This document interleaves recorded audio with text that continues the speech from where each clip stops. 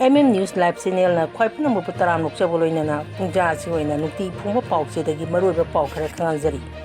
Ukhrul ki Nungshang khongda khangdbsingna chtharkpa ambush da Assam Rifles personnel ani laikidre Governor yaungna Chief Minister amachang Home Minister na condemn tawkhre IDP ana basinda CM na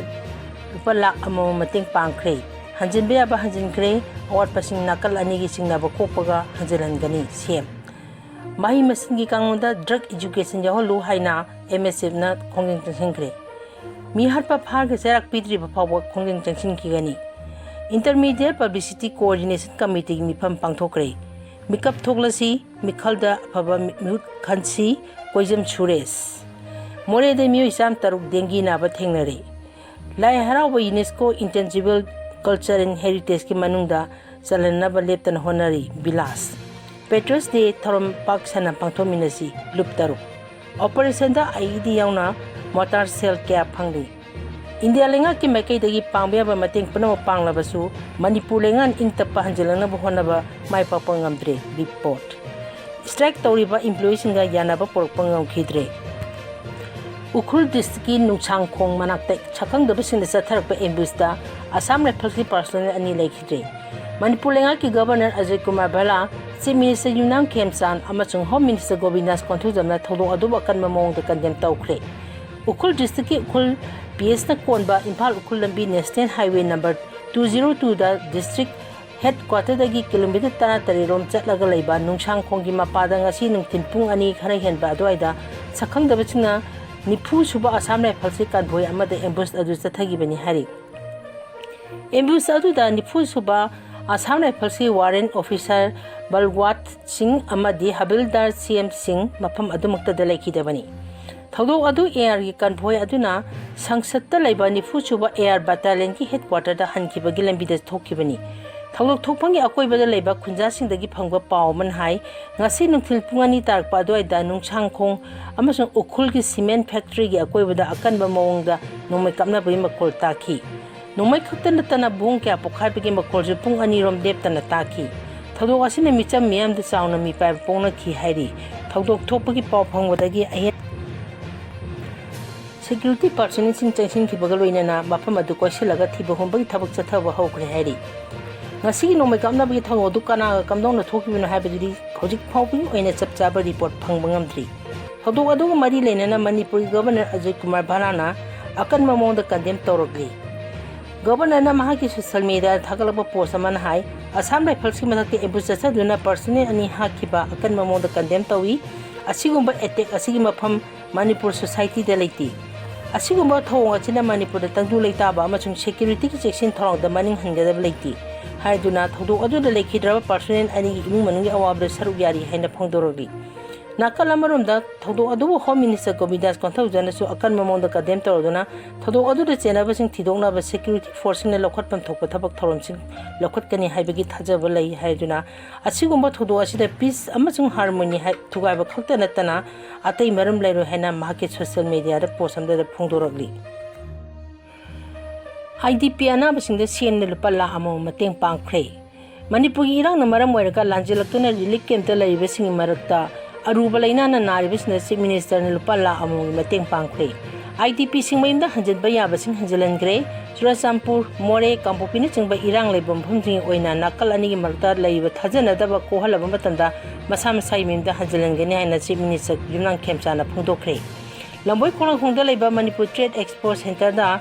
hangdibang lyric camp da laiba masagi aruba laina nariba IDP kumara sel gi mateng oina lupala among yenthokpai kem masida pangthokiba tharum da mawmisina hangbo wahangi pakhom pirduna Chief Minister Y Khemchana hai relief camp da lanjina duna lariba singi awaba lengana khangi makoina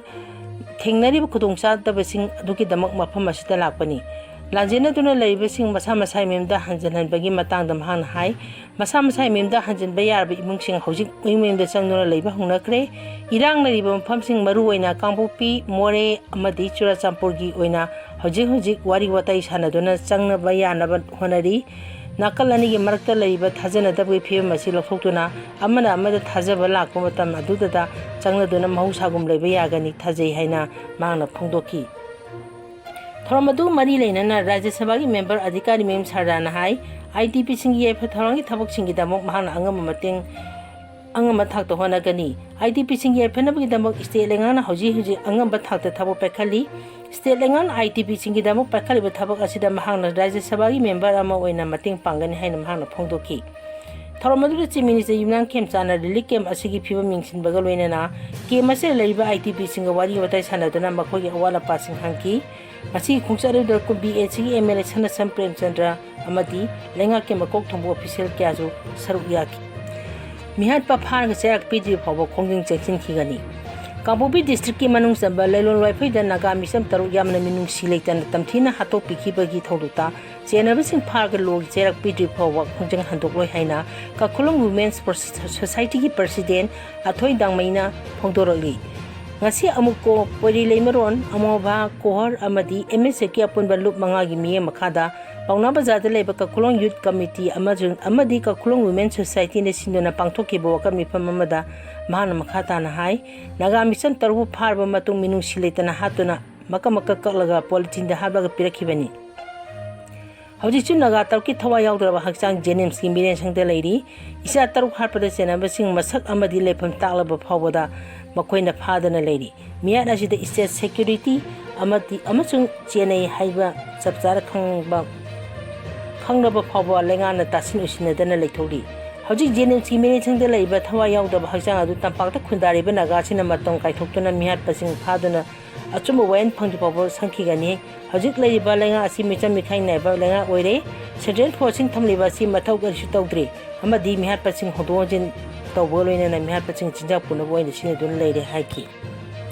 operation da IED yauna motor cell kya phange Kabubi district ki Kangchup police station na konba siru khulda operation chathabada intensified explosive device IED nichingna ba amaga loina na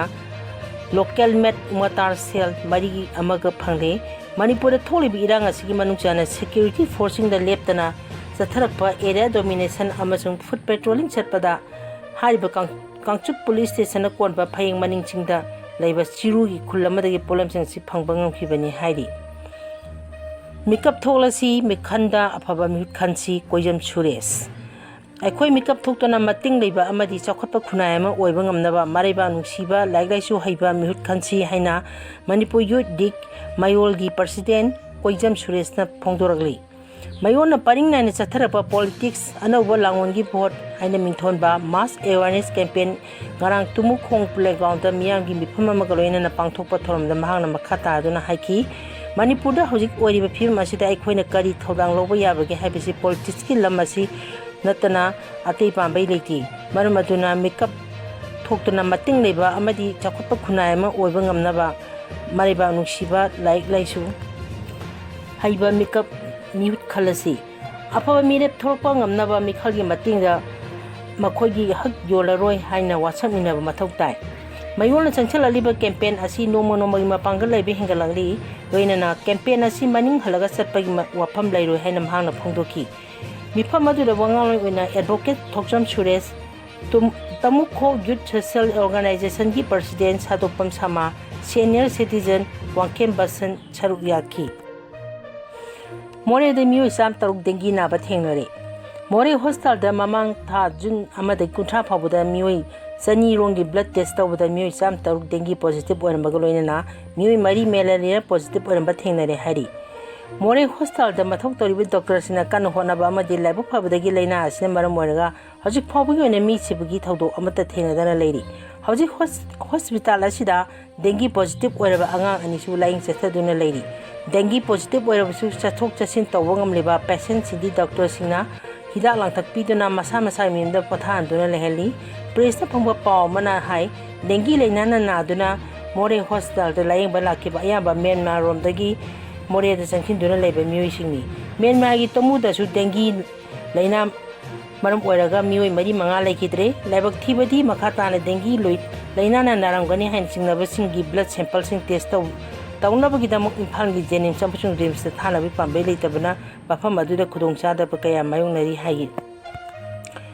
drug education gi matangda syllabus semduna mahi masingi kangnoda class 5 tagi yahona balangan honagadabani haina Manipur Student Federation gi thongmisina bawprada leba boseng gi mamangda khongjeng chingsin kire Manipur Sathariba Mahi Masini Kanuda Drug Education Curriculum Amasem Mahi Tamba Johan Gadabani Hana MSK President Hijam Rosan Pungdokre.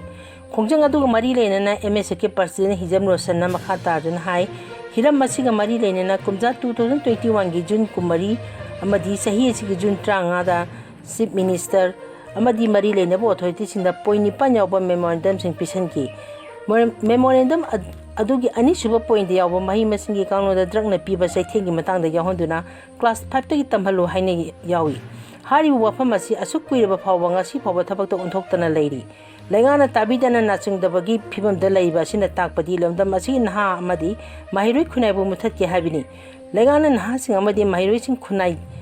Drug is a thing they can bang on the royal Hayabadi, making the Kanbiro Haiki. Sahi Amadana Michahum, Mungala Bagi Manunda, Lamda Masidagi drug powder, Karambanami Puyauri Bagi, Haiba,